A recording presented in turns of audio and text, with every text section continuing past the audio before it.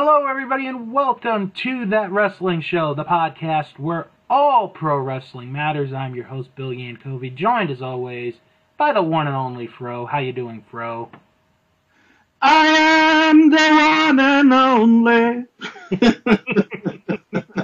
Well, at least you're... Nobody's right like me. I am. At least you're our one and only Fro. So... Yes, true. And this week, we're gonna try.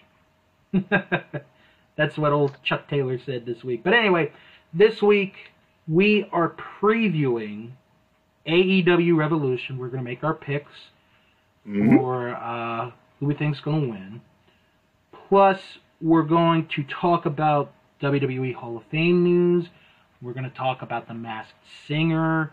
And we're going to have another week of wrestling with politics. But before we do that, I wasn't really sure how to start off this week's show, so I think we're going to start off with the serious news of the week. Because there is something else I do want to talk about. But, as everybody knows by now, the coronavirus is starting to become globally spread around the world. It's getting bad.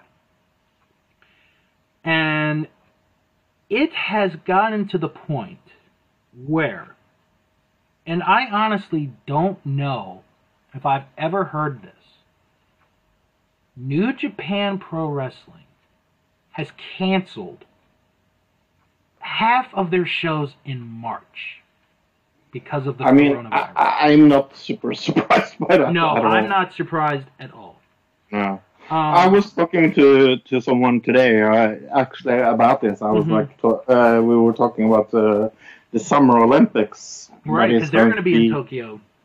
Yeah, Tokyo. And also, I think probably it will hit Eurovision as well. I'm getting concerned for Eurovision at least. That is in May, so we'll see. Now, of course, the people in Japan, they're taking this very seriously because not only has New Japan been affected, but the Japanese Major League, which is their baseball, all of their preseason games are going to be played without spectators. Their Rugby Union League has canceled 16 games. Basically, all their sports leagues have canceled games. Concerts have been canceled. Public schools are shut for a month in Japan. This is how serious it has gotten. Stardom, they've had to cancel a show that was coming up real soon.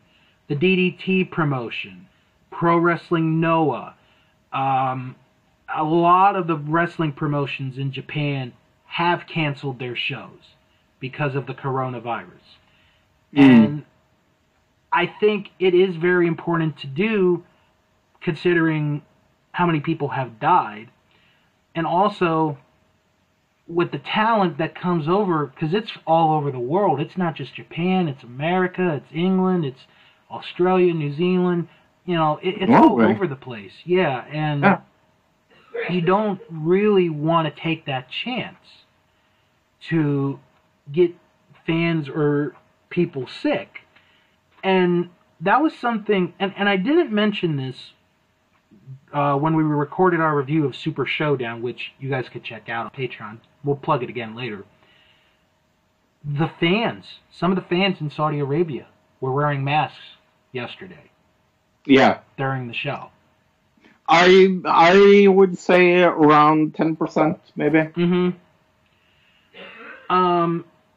Especially was one guy with a hoodie that struggled very much with his mask that we saw a lot of times. Yeah. The guy with a light blue hoodie. Yeah. And also, because we have the coronavirus, we are right now in the middle of WrestleMania season. So the Tampa Bay Times, because Tampa Bay is hosting WrestleMania, ran an article today about the growing concerns pertaining to coronavirus and WrestleMania. Stephanie McMahon commented about this. I'm going to read her quote. The health and safety of not only our fan base, but also our superstars really does come first. We don't want to put anyone in a bad situation ever, regardless of the circumstance. Those are not risks worth taking. John Sabor, who is the Executive Vice President of Special Events for WWE, said, and I quote, "Given the number of live events that WWE does, it's constantly monitoring global events. There are active and ongoing discussions at play internally like there are in any sector of American business, and certainly families as a whole. So I think those will continue." So the coronavirus situation, this is a real thing, and I'm glad that we're talking about it because I don't want to put the other Japanese promotions down because there are some really good promotions in Japan. DDT, Stardom, Dragon Gate, All Japan, Noah. I could go on. Right. But New Japan, which is right now the WWE of Japan, they had to be the one to say, look, we're canceling our shows. We're not taking any chances. And they're doing the right thing. They really are. I think they are. I mean, it's very hard for them, and I feel the deepest sympathy. I do, but it's very hard for them. Like the movie business as well in Japan has plummeted because of this, and China as well. Like everything going on in China it is terrible for the market. Yeah, it really is. I know here, or as much as I know in the United States, a flight attendant has it because they were going to and from Los Angeles. I think another person in Northern California has it. And I know here in Maryland, there are 3 people that they are testing to make sure, if they have it or not. So, but the events that New Japan has canceled, for those that are curious, they had an anniversary tour, and then this coming Tuesday would have been the anniversary show. And then the next day would have started the New Japan Cup, which is their single elimination tournament. They've canceled all the way to the 14th of March. So if by some miracle they are able to get back to work on the 16th, I don't know how they're going to do it. I think the booking is the last thing on their minds right now. They just want to make sure everybody is safe and healthy. I couldn't agree more. And I know you guys are hearing my mom cough. No, she does not have the coronavirus. She's been dealing with pneumonia and a really bad cough. She's basically trying to fight it off. Like I told Fro before we even started, my house has become a medical ward. My parents are sick. My sister is sick. Knock on wood, I'm the healthy one at the moment. So, but yeah, this is a very serious situation. I'm glad New Japan is on the forefront of this. I'm glad DDT and Stardom, Pro Wrestling Noah, they're on the forefront of this. I'm waiting to see which North American promotion takes that next step. That'll be very interesting. Yeah, it will. Another topic that I want to talk about, because this sort of came out of left field this week. Because not only do Fro and I record podcasts, we listen to podcasts as well. And I want your honest opinion. How do you feel when a podcast says, okay, this is our last episode, we can't do any more, we're done, blah, blah, blah, blah, blah. Okay. Like, how? It depends. Yeah. Like, which pod? It depends. Okay. Because this week on the Wrestling Podcast About Nothing, which we do plug every week, we used to, their 200th episode was their last episode. They announced on the show, because of how busy all three of them are, that they are deciding to stop the podcast. And, you know, I totally get it, because we all have lives. We really do. Yeah. And, you know, you really want to go out when you're like, I'm not having fun anymore. That's when you go out, to me. Mm-hmm. They were just busy. All three of them have jobs. Two of them have kids. They've got families. I could totally understand where they're coming from, and it's a shame that they are stopping, because it's a fun podcast to listen to. But, yeah, I was a little surprised when I heard that they were stopping, but I think when you've gotten to a certain point, you just stop where you are, basically. Then that's what like I have said to you, and I have said to Luke as well. Like, the day I don't find this interesting or funny anymore, I need a break, and then I need to come up with something new. And like, Yeah. I think that's one of the things that I like about this podcast, that I also like with my own. It's like, I never know where we are going from the beginning of it. Like, we have some things that we're going to cover, like, I know that, but it's like, it's a gut feeling. It's a conversation more than a. I'm not extremely worried about, is this going to sound like this, or is this going to sound like that? Right. I was when I did the editing of the podcast. I was super occupied with that. But now I'm more like, okay, it's going to go like it goes. Mm-hmm. Some shows are going to be shit. Some shows are going to be good. Yeah, because there's going to be some weeks where we have great shows, and then there's going to be other weeks where it's like, oh, that really wasn't the best show in the world. So, yep. And that's how it should be, to be honest. I mean, I think at least never do a podcast because you think you're going to make money out of it, or you think you're going to be rich and famous out of it. Like, I've learned after multiple of episodes, like, if you do your craft and you're happy about the craft you do, you get the listeners that you want. Like, I would I wish that more listen to the show? Of course I would. Absolutely. But then again, okay, if they don't, they don't. I can't make them listen. And if they don't like wrestling, I'm not going to force it on them. It's just how it is. Yeah.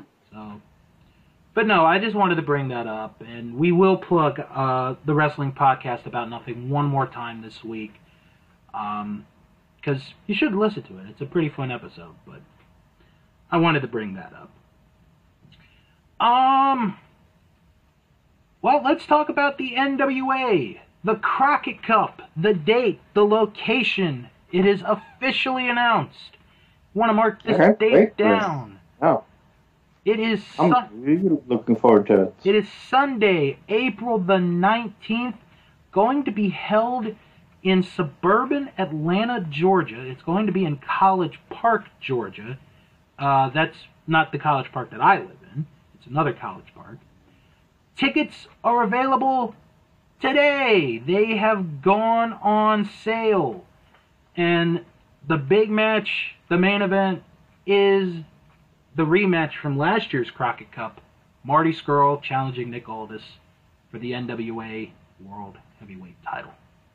I can't wait. Oh, God. Will the rematch be as good or better? That's going to be interesting. That's going to be very interesting. And I do know, as of right now, you can watch it on Fight TV to see this event on the 19th. It's a 7 o'clock start Eastern Time. And here are the ticket prices if you guys are interested in going to this event. Cheapest is $35. Then you have $60 and $100. So, not too bad. Yeah, considering what wrestling ticket prices go today, especially for WWE, not really that bad. Speaking of not really bad, let's talk about this week's Masked Singer. I was like thinking, I hope he doesn't talk about the pay-per-view we watched. No. Yes, let's do that, because we have the preliminary event. It was Banana that sang Achy Breaky Heart by Miley Cyrus by Billy Ray Cyrus. Yes. Mouse sang This Will Be Everlasting Love by Natalie Cole. Frog sang In the Club by 50 Cent. Taco sang... it's pronounced 50 Cent. 50. Yeah, 50. Taco sang Bossa Nova Baby by Elvis Presley. 2 weeks in a row Elvis played. Yeah. And Kitty sang Marcy by Brett Young. Never heard of. I've never heard that song. It was very good. I'm going to go to guesses before we tell you who went out. Because I think I know Banana. I do too. I think that is Bill Engvall. Ooh. No, I think that's Bret Michaels. Okay, because I have changed from Bret Michaels. I said that last week. Here's my thing about the Banana. The first week was the Rose thing. I couldn't really get the voice. Right. This week, I could hear it, and his presence, the way he was talking, I could tell it's Bret Michaels. Okay, I hope I was right last week. I just like the more that was like he has worked along with Jeff Foxworthy and Cable things like that. Yeah, and in the Blue Collar Club, and he has also been where on Dancing with the Stars, and yeah. Anyway, I think it is. I've gone away from Bret Michaels to Bill Engvall, but we'll see. I still think Tom Bergeron is the Taco. I still have no idea who the Taco is. The Mouse, I will know. The Kitty, I will not even guess. No. And the Frog is Bow Wow. Like I'm sticking with my pick of Michael Johnson. Although I think Frog had the best performance this week. I definitely can hear Bow Wow in there. I'll have to listen next time. Okay. So Mouse was eliminated. Yeah, and I was right. Woohoo!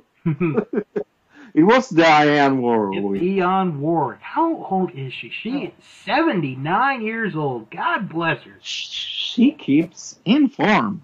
That voice is so salty and so good. Didn't she do... She picked the wrong song. Yeah. Didn't she... wasn't she in The Emperor's New Groove? Maybe. Was she... I'm trying to... I think she... Let me check real quick. Okay. While you do that, I'm going to ask you, who is the last one that goes out? Ooh. Because I have no clue. I think it is between Taco and Banana. Me too. I agree. Yeah. I think Bow Wow and Kitty will go on. I definitely agree that it's between the Taco and the Banana. Yeah. Who was in that movie? I like The Emperor's New Groove. I know, it's a really good movie. It's an underrated Disney movie, if you ask. Oh, it's Eartha Kitt. Ah. That's what it is. That's who it is. Eartha Kitt is really good in that movie, by the way, folks. Yeah. Yeah, I think it's either the Taco or the Banana that's going next week. I think so as well. T-Pain will be the next celebrity judge, and that will be next week's episode. Yeah, at least it will be better than this week's episode, because I don't like the code there. What is his name? Gabriel Iglesias? Yeah, I never liked him. Luffy. I never got his comedy, I guess. Right. Yeah, but yeah, it will be nice to have the final of the group, and then we move on to the last group. Yep, so that will be interesting. Yep. All right. Yes. So should we talk 2 seconds about the pay-per-view that we talked about? Yeah, why don't we do that?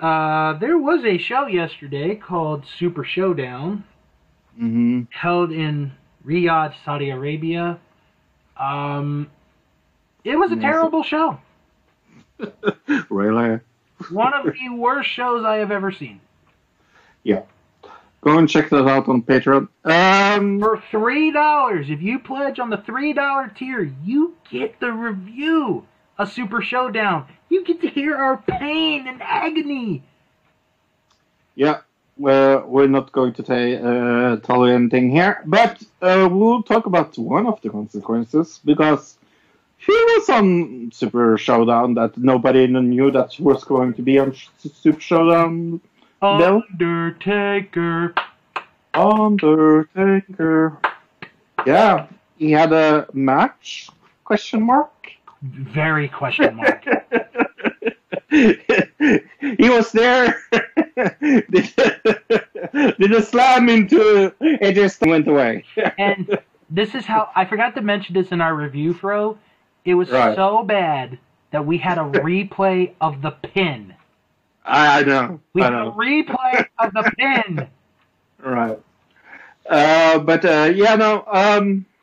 So does this confirm your WrestleMania theory? Yes, it does. Yep. Yeah. Like I'm 110% sure that Undertaker versus AJ Styles now will be a match at WrestleMania. It's like I said. I'll say it to everyone here. I was like, look, AJ's gonna win the trophy. In my mind, I'm like, AJ's gonna win the trophy. He's gonna keep bragging. Then the Undertaker will pop up on Raw and challenge him. That's how it's, But no, we don't have the book. We are not in control, ladies and gentlemen, of WWE. I'm sure a lot of you would want us to be. It would be better than what we got, that's for sure. Man. Hopefully Saturday's show will be a lot better. Spoiler alert, yeah. It probably will. But no, it's just like I feel. I said this before. Like every time the Undertaker returns, I get happy and sad because the Undertaker is my favorite wrestler of all time.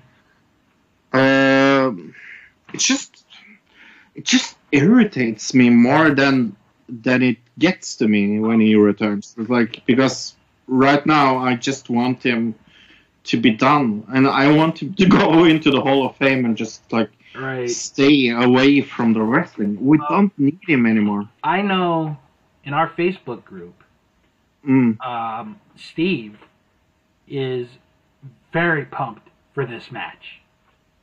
Right. And he wants AJ Styles to win, and he wants this to be Undertaker's last match. Which, who knows? It very well could be. We don't know.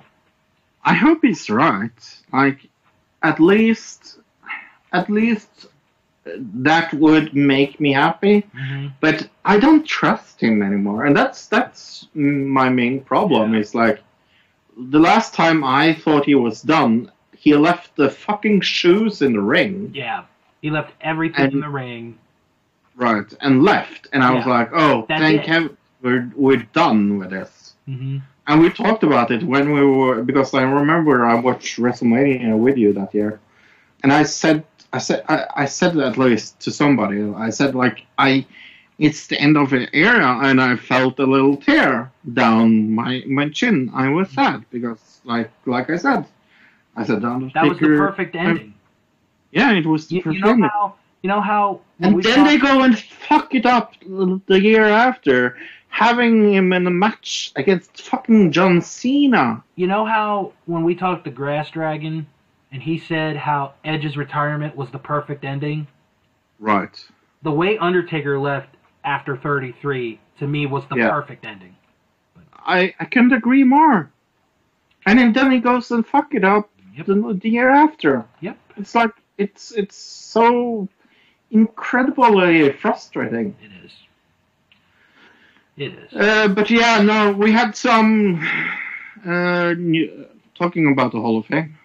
We had some Hall of Fame news. Oh yeah, we do. It was announced this past Friday night on SmackDown that the Bella Twins are going into the WWE Hall of Fame. Yay! Another reason for me to not watch the Hall of Fame this year. Look, they were gonna go in eventually. Why not get it out of the way now? I will tell you why. The Undertaker is still not in the fucking thing.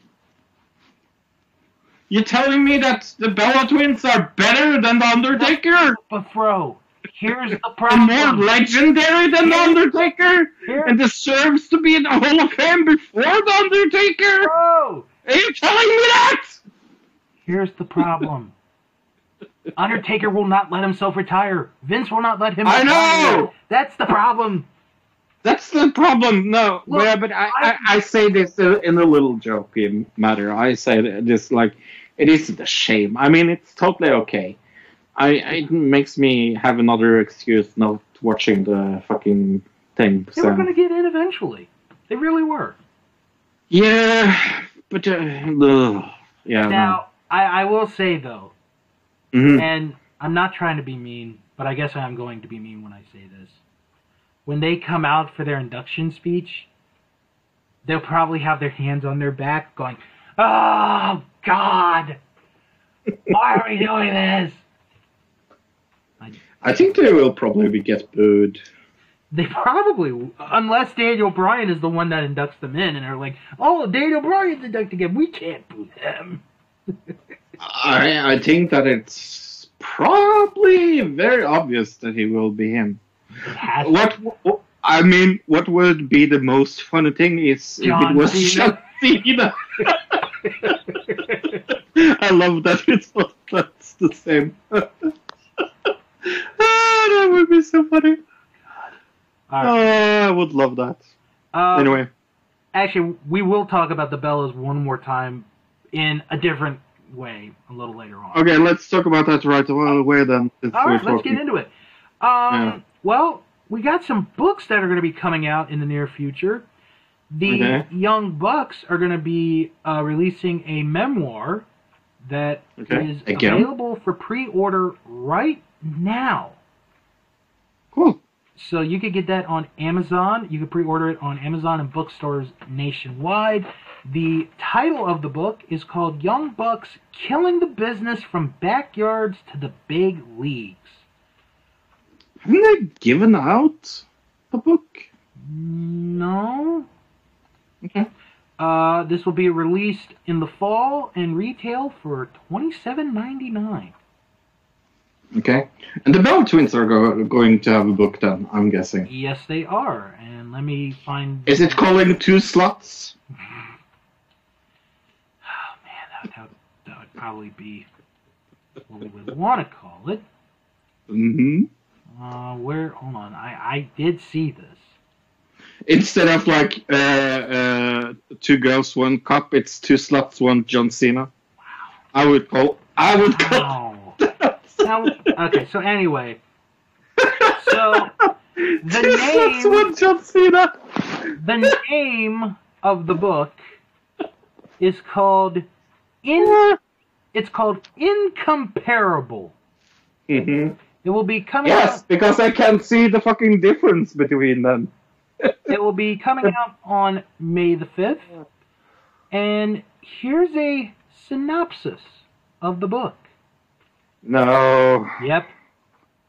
Oh. A raw, honest, and revealing co-memoir by Brie and Nikki Bella, twin sisters, WWE Hall of Fame inductees, entrepreneurs, God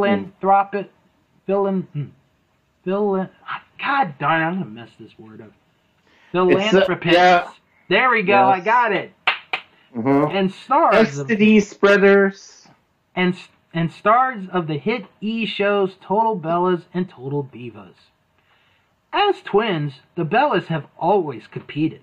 Legend has it that Nikki drop-kicked Brie in the womb so that she could make her grand entrance first. But the rest of the world often treated them as identical and even interchangeable, so they decided to do something about it. In WWE, the Bellas accomplished so much together, bringing in young girls and women while building the Bella Army, helping the transition of female performers from divas to superstars.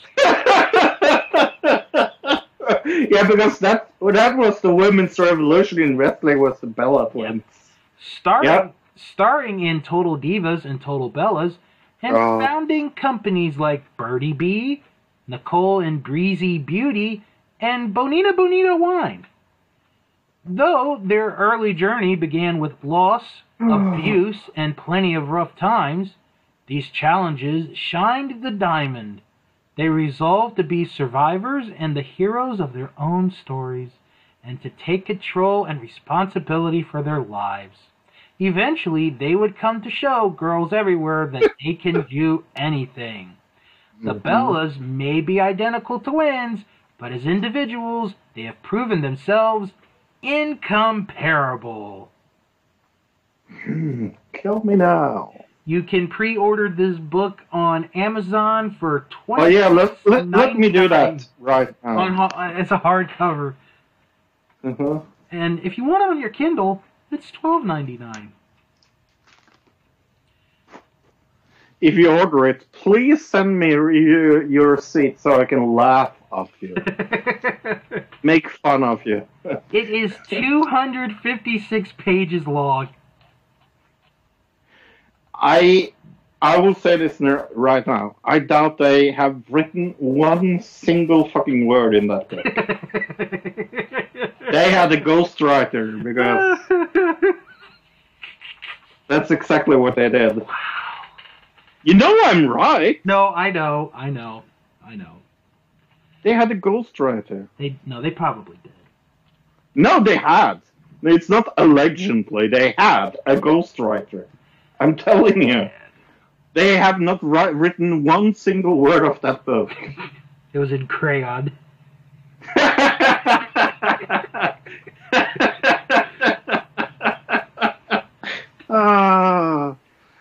I doubt they can spell STD. Oh my god.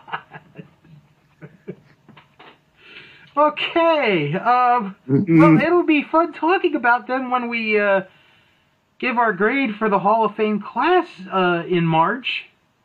When we do that, that's only 4 weeks away, actually. Yeah. I can't wait with the two people or the two groups that have been already. 4 weeks. I didn't care about the first nomination, and I suddenly don't care about the second one. At least last year, I was like more morbidly entertained by the acceptance speech of G Generation X and things like that. That was kind of interesting. This year, I have absolutely no reason to watching. All right, let's so far. Let's get off of the Bellas. Of course, that's what. That's what John Cena said. Yeah. All right, let's talk about something that is actually entertaining. We are going to have in 2021 an animated movie about wrestling. Yeah, I see the trailer for this. It looks pretty good.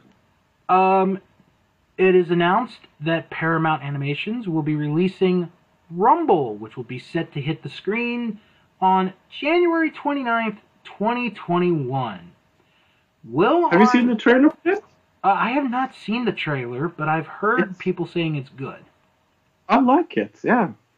Will Arnett will play the huge monster called Steve, who is being trained to become an unstoppable wrestler. From an interview from People magazine, Will Arnett said, quote, "I'm excited to be part of this really fun movie. It's a great, positive story in a time when we need to hear more positive stories." That's my Will Arnett impression. Mm-hmm. The movie's synopsis gives another glimpse into this world. Paramount Animations teamed up with WWE Studios for the film. So you know it's going to be great. Here's the synopsis. In a world where monster wrestling is a global sport and monsters are superstar athletes, teenage Winnie seeks to follow in her father's footsteps by coaching a lovable underdog monster into a champion. The movie also stars Terry Crews, Geraldine Viswanathan, wrestler Joe Roman Reigns Anoa'i, Tony freaking Danza, Becky Lynch, Susan Kalechi Watson, Stephen A. Smith, Jimmy Tatro, Ben Schwartz, and Michael Buffer. Roman Reigns previously appeared in Fast and the Furious Presents Hobbs and Shaw as one of the cousins of Dwayne Johnson's character. Snore. You know what? I probably will watch the trailer after we're done, and I'll decide if I want to see this movie or not. I mean, I'm into animation. I really am. Yeah, I like animation as well. So, maybe I'll watch it. It would be really cool, because honestly, there aren't really that many wrestling movies, especially for families, so that actually is a pretty cool idea for a movie. Alright, Fro, our employees have brought in the wheel, which means it is time for another edition of Wrestling with Politics. This is the segment where Fro and I are going to rank the 6 presidents of the United States that have held office since the very first WrestleMania back in 1985, and our goal is ultimately to decide which president had the best era of WrestleMania. To give a brief update on our rankings, last week, George W. Bush took over the number 1 position, which bumped Barack Obama into second place. Which, of course, I'm sure he has not heard that sentence in at least 20 years. So, Fro, we have 4 presidents still on the wheel. This is the halfway point of this. Before I spin the wheel, do you want to take a guess at who you think the wheel will land on today? Trump-a-lump. You say it's going to be Trump. All right. So, welcome, ladies and gentlemen, to a brand new edition of Wrestling with Politics, and it is time to spin the wheel. Let's see who it lands on.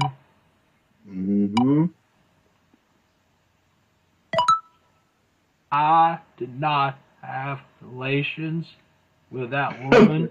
Bill Clinton. Yep. It landed on Bill Clinton.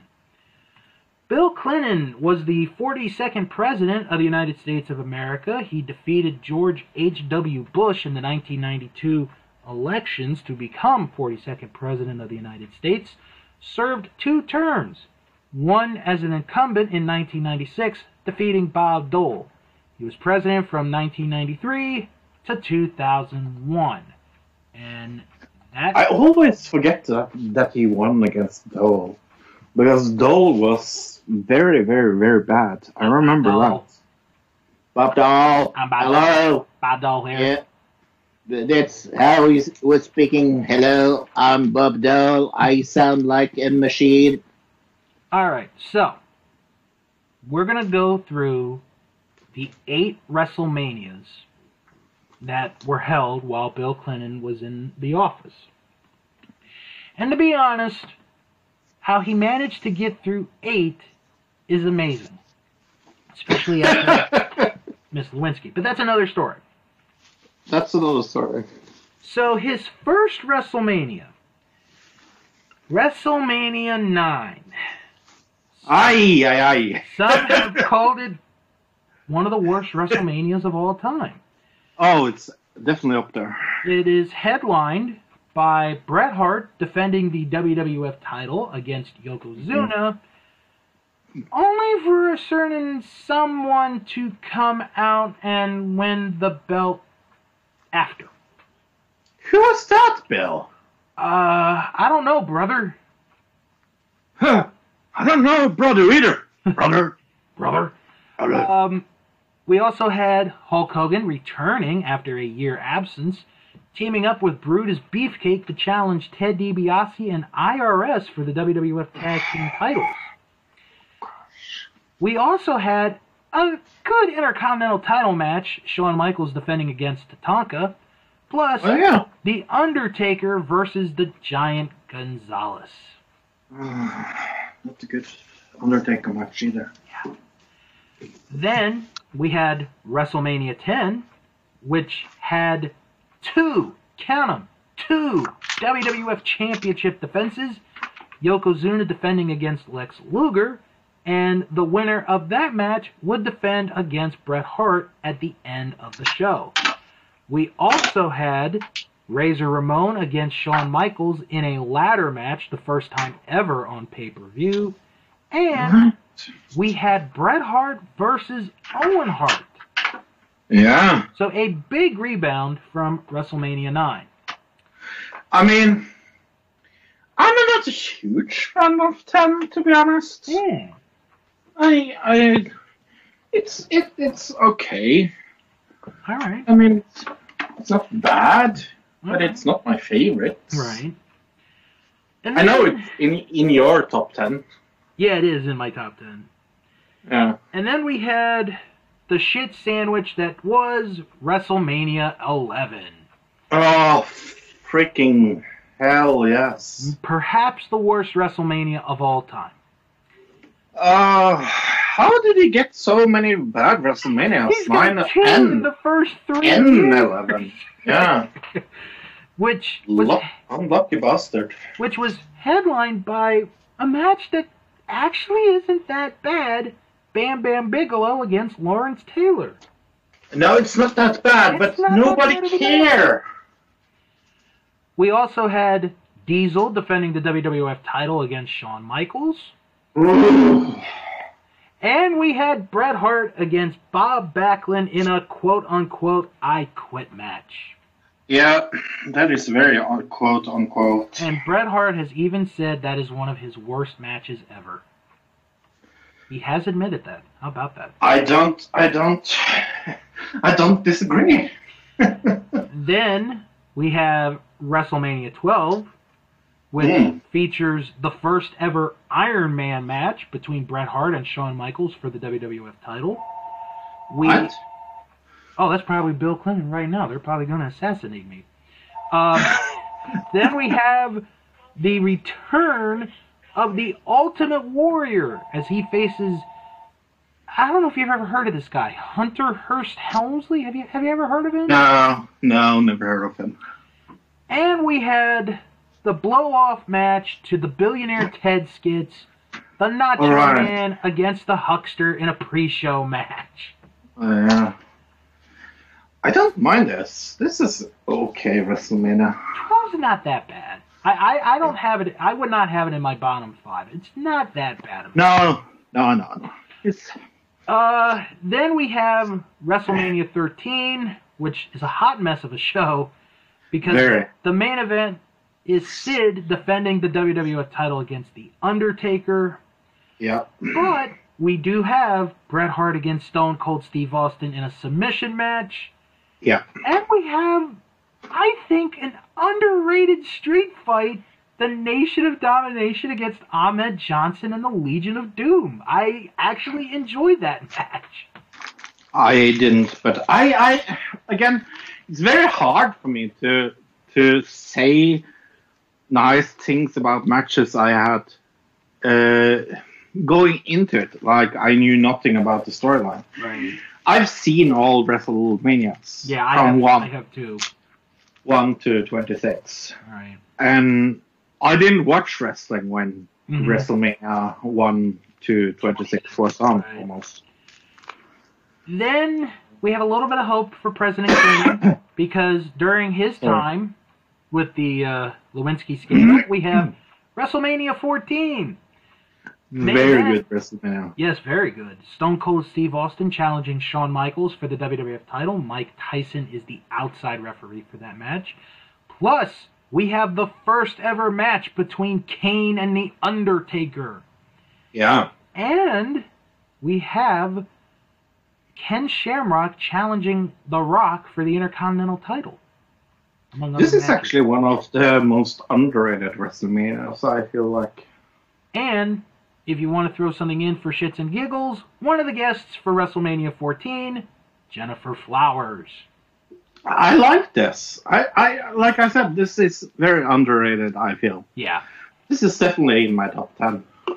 Then we have WrestleMania 15, which is headlined by The Rock against Stone Cold Steve Austin. We also had Shane McMahon defending the European title against X-Pac. And we had perhaps the worst Hell in a Cell match ever, the Big Boss Man against The Undertaker. And I'm very happy that I didn't see this before I became a fan of Undertaker. And because this is bad. And finally, WrestleMania 2000, because everything had to end in 2000. You know, if we ever get to a WrestleMania 2000, which I doubt, but if we ever get to that, those people are going to be so confused. Mm-hmm. But anyway, the headliner for WrestleMania 16, the Fatal 4-Way Elimination match for the WWF title with a McMahon in every corner. Triple H defending the WWF title against The Big Show, The Rock, and Mick Foley. Mm-hmm. Plus, we had a triple threat match for 2 titles. Kurt Angle defending both the European and Intercontinental titles against Chris Jericho and Chris Benoit. And a fantastic ladder match for the WWF Tag Team titles. The Dudley Boys defending against Edge and Christian and the Hardy Boys. And those are the WrestleManias held during Bill Clinton's administration as President of the United States. I think we will agree pretty anonymous about this without much discussion, to be honest. Yeah. He's going into 30s now. He's at the bottom right now. I think even though I really love 14. Right. I love 14. That's a great WrestleMania. And I agree with you. I think it's an underrated WrestleMania. Yeah. And I am a fan of 10. He just has too many bad WrestleManias to overcome. Yeah, I know. So I think we're going to turn the key and we're going to put Bill Clinton at number 3 on our list. Mm-hmm. So to recap for everyone, our new list, for the second week in a row, number 1, George W. Bush staying at number 1. Barack Obama is at number 2. And at the bottom, at number 3, is Bill Clinton. So we have officially reached the halfway point on our Wrestling with Politics list. We have 3 more to go. We'll figure out who it is next week. And Should we do a pay-per-view? We have a pay-per-view to preview. Yeah. Because this Saturday, It is AEW Revolution. And before I get into that, I have something that crossed our wire while we were recording. This is reported from Mike Johnson at PW Insider. During today's All Elite Wrestling panel at C2E2 in Chicago, for those that don't know, C2E2 is a comic convention, sort of like the San Diego Comic-Con, like that. Okay. The panel was asked about old school matches they would like to resurrect in the future in AEW. Interestingly, Cody commented that they would be announcing an old school match concept tomorrow that would, quote, upset some people. Okay. While what the announcement will be is not confirmed, it should be noted that Cody has in the past filed for a trademark on the term The Match Beyond, a common subtitle used for war games in the NWA and WCW, so that may be a clue. Very interestingly. All right. So we have... How many matches do we have here? 8 matches in total. All the championships are going to be defended. Actually, before we get into that, let's stick with AEW real quick. The Iron Man match. Pac and Omega. Your thoughts on that? I can't wait. Did you see the match? Oh, yeah. It was amazing. It really... Like, I was going back and forth between that and Masked Singer, and that was a fantastic match. Yeah. But I do have to ask, and this... Actually, I'm going to put this up in our Facebook group as a poll question for this week. Okay. Your preferred Iron Man match, 30 minutes or 60 minutes? 30. Okay. I don't like super long matches anyway. Right. Honestly, I could go either way. Right. I could go 30 or I could go 60. It really doesn't matter to me. All right. Doesn't really matter to me. Sorry. I do. That's okay. So we have 8 matches on this show. Yes. They haven't announced what the pre-show is going to be. Maybe we get a pre-show match. Maybe we don't. Who knows? But I have the card in front of me. We will go through each match, and we will make our pick as to who will win. And we will begin with tag team action as Evil Uno and Grayson from the Dark Order will take on Frankie Kazarian and Scorpio Sky of SCU. I'm going to go with SCU. I'm gonna go with the Dark Order on this one. Okay. I don't mind anyway. Like, Right. I'm not super sure about this match. Yeah. It's very up in the air. Mm-hmm. I just think something is gonna come out from that match. I don't know I agree. what, but now this next match almost broke the internet when it was announced. Pac taking on Orange Cassidy. I can't wait for this. Oh my goodness! I'm gonna say this is going to be so good. before we make our picks. If you have not seen Orange Cassidy wrestle, which I'm sure a good amount of you have not, Right. you are in for a treat. You are. You really are. I have seen him wrestle I've seen him wrestle live and in person. I've seen him on video. Oh. He is so good as a wrestler. You're going to be in for a treat. I had to do some research because I didn't know who he was. But I think it's pretty obvious. It's his first pay-per-view match. It's his first match in AEW.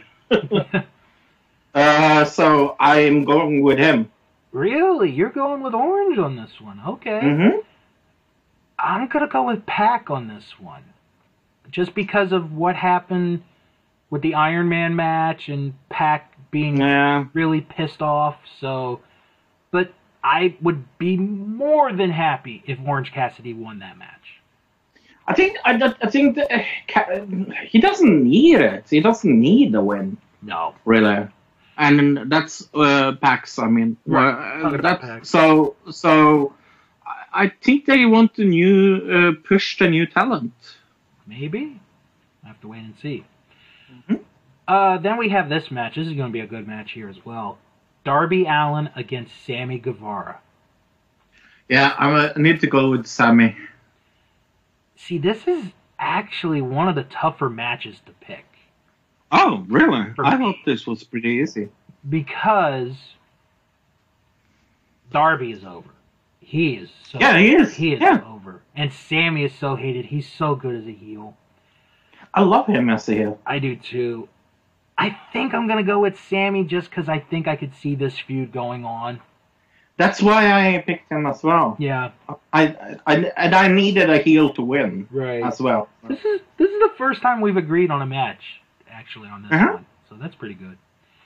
Then we have Jake Hager finally making his in-ring debut against Dustin Rhodes. Yeah. Again, they're not going to fuck this up, so I need to go with the heel. Oh, man. Yeah. There's no way Dustin wins. Yeah, I think Jake's going to win this one. I think he has to at this point. Yeah, he needs to. Yeah. Then, okay, actually, I'm going to save this match for a little later because of how important that is. So I'm going to save that one for later. We're going to go now to the AEW Women's Title match. Nyla Rose makes her first defense of the title against Chris Statlander. Yeah, Nyla Rose. Yeah, Nyla's winning that one. I like Chris, but Nyla is winning that match. There's no way she's losing her first title defense. No. Then we have the AEW Tag Team titles. Kenny Omega and Hangman Page defend the titles against the Young Bucks. Oh, this is harder, actually. This is more of who needs the win more, to be honest. Yeah. You go first. I think Omega and Page are going to hang on to the titles. I think Page is going to do something heelish that helps the team keep the titles. Yeah, this is a tough one. I just like I feel like they don't need it, but I have too many heels winning. No, well, Omega and Page aren't a heel team. They're both faces. Like, both teams are faces. Right. In a way. Yeah, I think I will go with you. Okay. Then, but I wouldn't be angry if the Young Bucks won. Right, and technically, they would, if they did win, they'd only be the third champions ever. So people can't complain about that. Then we have, the big grudge match: Cody versus MJF.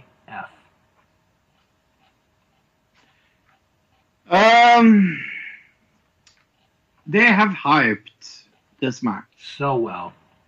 Very, very, very well. And I feel like MJF has gotten a lot of heat. He's one of the best heels I have seen in so long. Mm-hmm. Wouldn't you agree? Yeah. And I think here's my problem. I have so many heels with him. I need to go with him though. I to continue this feud, I need him to win. The thing here is, if you have Cody win, you basically have MJF losing his first singles match, which he that's the problem as well. But at the same time, if I know. MJF wins, he becomes an even bigger heel and a bigger douchebag, which is what you really want out of a guy after such a big win. That's why I pick him. That's why I'm saying MJF. I think it's got to be MJF. Yeah. Because the thing for me is Cody's had to go through everything to get this match. Yeah. Now he's got the match. The question is, will he be able to control his emotions? Right, and I don't think he will. Is the story of the match. Yeah. So I agree. think MJF is going to win this match. I am happy we agree on this because it was very hard for me to pick. Now we get to the main event. Mm-hmm. Chris Jericho defending the AEW title against Jon Moxley. Hoo-ha! That's all I can say. I'm so super duper excited for this match. If you had asked, I can't wait to see them wrestle. If you had asked me on Wednesday before the show who was going to win, I would have told you Jericho 1,000%. Yeah, me too. After the show, I'm like, oh, hold on, you know? Yeah. But again, yeah, no. The thing is, they're both big names. They both are. The question is, which do you risk? Do you risk a guy who is so over in Moxley that if he loses, there is maybe a chance you lose a bit of your fan base? Or if you take the title off of Jericho, does it stop the momentum of the Inner Circle, which has been phenomenal since it first started? Yeah, no. And then, and I want to add this on to the fire. We've already had a world title change this week with the Universal title. Do you really want to go with 2 in a week? I know. But it's a little different with a pay-per-view, though. It is. Than a Saudi show. Saudi show. I almost called it a house show. Well, I mean, it could have been a house show. I mean, it was in Saudi Arabia, you know. Right. Yeah.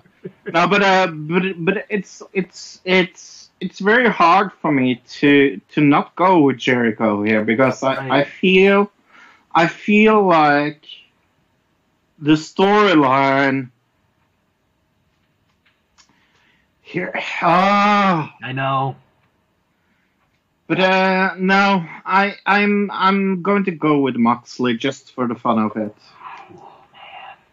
I know it is so tough, but I have too much heel sweating, and I need them to go out with a bang. And I think Moxley getting this gets also Jericho to do something else because I think when is this new thing with his group? Isn't that coming up as well? Yeah, Fuzzy. Isn't that coming up right now as well? Let me check. So maybe he needs a break. He's got a tour starting on April the 16th. Yeah, and he needs to get ready for that tour. Do you see what I mean? Ooh, I never thought about that. Ooh. Yeah. By the way, curious, that's why I'm picking Moxley. For those curious, April 16th, the first show is in Savannah, Georgia. For those that are curious. Yeah, I'm picking Moxley. I know. I didn't do it any more easy for you. Oh, you didn't. No. Oh man. Okay. I don't know. No, but here's my thing. I'm trying to figure this out in my head. Because Jericho's been on TV every week since the show has started. Mm-hmm. if he wins the title, or if he stays the champion, you don't have another pay-per-view till May. No, and by that point, Jericho would be back. Right. Oh my But gosh! you don't have him out of the TV, though. You can't do that. He's not. He's not Lesnar. Thankfully. And then He wants to show up. That's the problem. And then once he comes back, you don't have to put him right away in the title picture. Right. Well, I'm not gonna be upset with whoever wins, but I'm gonna go Jericho. Okay. I know I really shouldn't be thinking that hard, but I am. I just am. I think you're wrong. We'll have to wait and... Hey, you know what? If I'm wrong, I will be happy to be wrong. Right. I just, like I said, for the reasons why I said I think he's going to lose. I will be happy if I'm wrong as well. So we'll have to wait and see what happens. Either way, it's going to be fun. It's going to be a fun show. I mean, after what we went through yesterday, it can't be any worse. Yeah, and again, if you want to listen to me and Bill torture yourself, go to Patreon. Yes. I think on that note, we're going to start plugging everything and get ready. And talking about Patreon. Yeah. What's the Patreon address? It is Patreon, patreon.com/thatwrestlingshow. We, honestly, folks, we have the best tiers, the best prices. And I'm going to recap it again. For $1, we're going to say thank you for pledging, for supporting us. For $2, not only are we going to thank you, but you get to pick any match you want me to do commentary on. Any wrestling match ever in history, I will do it. And of course, the big one, the $3 tier, you get all that, plus you get firsthand our review of the pay-per-views within 24 hours after they have ended. So probably by the time you guys are listening to this right now, our review of Super Showdown is up right now. And Sunday, we will have our review of Revolution up for your review to listen to. You can, if you have any questions or comments, send an email. WrestlingMan@thatwrestlingshow.com. Follow the show on Twitter @WrestlingShow11. Join our Facebook group. It is That Wrestling Show fan group. Type that in the search bar and you're right there. If you can't find it, it's okay. I always post a link in the description box so you guys can copy, paste, go from there. Follow the show on Instagram. We are at That Wrestling Show. Are you ready for this, bro? I'm actually going to surprise you here. We have, in the limited amount of time we've been on Instagram, we now have 51 followers. Nice. And we've only posted 9 times. Cool. So keep it up, folks. Keep it up. Visit the website, thatwrestlingshow.com. Bro, what did you guys discuss on Another Digital Citizen this week? We talked about Lilith, the maybe first wife of Adam. Interesting. And we also talked about the Democratic debate being awful. What a surprise. Yeah, shock. It's I mean, yeah, I'm not going to talk politics, but right. It is getting, I can't wait for Super Tuesday this Tuesday. Well, I can't wait for all this to be over in November. All right, we have some podcasts you guys should check out. Check out Our Vantage Point, the Retro Wrestling Podcast with Joe Murata and Michael Quinn. They get you through the world of retro wrestling as only they can. I mean, it's, pardon me, one of the best podcasts going today. This week, they talk about the influence of ECW, plus week 3 of the worst managers, the royal flush of worst managers, and they review an episode of NWA AWA Pro Wrestling USA from October 20th, 1984. Try saying that 5 times fast. There was a lot of abbreviations, as they call it. That is our vantage point. Also, the last time we can ever plug them here, the wrestling podcast about nothing with former independent referee Mike Crockett, chaotic wrestling owner Brian Fury, and Ring of Honor superstar Brian Malonis. They celebrate their 200th episode by bringing back some old segments on the show and a fond farewell to the wrestling podcast about nothing. If you like your podcasts hosted by one individual, let's listen to Greetings from Allentown with your host Peter Winson. He watches one episode of professional wrestling each week in his own unique way and talks about a lot of sports and other stuff. Talks about his days in college, talks about his life, talks about almost anything. This week, he reviews an episode of Superstars from February 29th, 1992, because, well, tomorrow is a leap day, so he reviews the 29th of February, 1992. So check out... It's leap day tomorrow. Yeah. I totally forgot that. So check out Greetings from Allentown.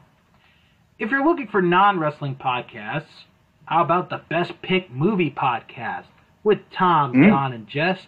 They watch each and every Academy Award-winning Best Picture in no particular order, and they ultimately decide if the Academy got it right. This week, they discuss the Best Picture winner from 2012, Argo. Ooh, that's a bad movie.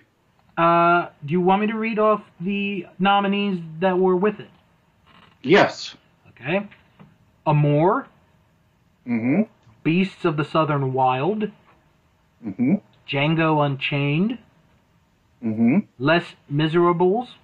Mm-hmm. No, it's Les Miserables. I was just kidding, folks. I know. Life of Pi. Mm-hmm. Lincoln. Mm-hmm. Silver Linings Playbook. I like that one. And Zero Dark 30. Yeah, I have to go with the next to last you said. Silver Linings Playbook. Yeah. Right. I'm not a big fan of Argo. I haven't really... I couldn't really pick on this one. I mean... Not my kind of... It's just not my kind of movie. Right. So, check out the Best Pick podcast. Also, check out Unspooled with Paul and Amy. They watch each movie from AFI's list of the 100 greatest movies of all time, the 2007 edition. Now, this week, they're taking another week off from going through the list, as they release audio from a live show they did at the Alamo Draft House, where they discussed the 1984 cult classic Repo Man. No, I'm not talking about Barry Darsow. I'm talking about Repo Man. I've actually never heard of this movie, so... I love Repo Man. It's so good. Repo Man. No, I'm just kidding. But I love that movie. It's so good. So check out Unspooled. You never seen that movie? Never even heard of it, to be honest with you. Oh, it's so good. Also, check out Last Stop Penn Station with Carrie Silkin and Ian Riccaboni as we go into the mind of Carrie Silkin. This week, he talks about going to Puerto Rico, and they divulge into the story behind the mythical schoolboy. interesting there. So that is Last Stop Penn Station. Also, check out Sharks Pond, a South Park podcast, where I watch each and every South Park episode in order. This week, I discussed the Season 8 episode, Stupid Spoiled Horror Video Playset. And boy, say that 10 times. Yeah, fast. really. And boy, do I go at it on not only Paris Hilton, but other people as well. So, check that out. And finally, Eliminated, a Royal Rumble podcast, comes this weekend as we will discuss the 2009 Royal Rumble match. So that is Eliminated, a Royal Rumble podcast. Next week on the show, we are going to review AEW Dynamite. We are going to preview the Elimination Chamber pay-per-view. And who knows what else we're going to be talking about next week. We'll just have to wait and see. I'm going to guess Masked Singer. Oh yeah, will we do Masked Singer again? Maybe another Hall of Fame announcement? Yeah, I'd probably. Maybe, you never know. So everybody, have a good, safe weekend, no matter what it is that you do. And when you're done, come back here next week for another episode of That Wrestling Show, the podcast where all pro wrestling matters. And as always... Do you want to hear a joke? Sure. How do you spell STD? STD. No, you just call for the Bella Twins. Oh, God. Wrestle on. Wrestle on.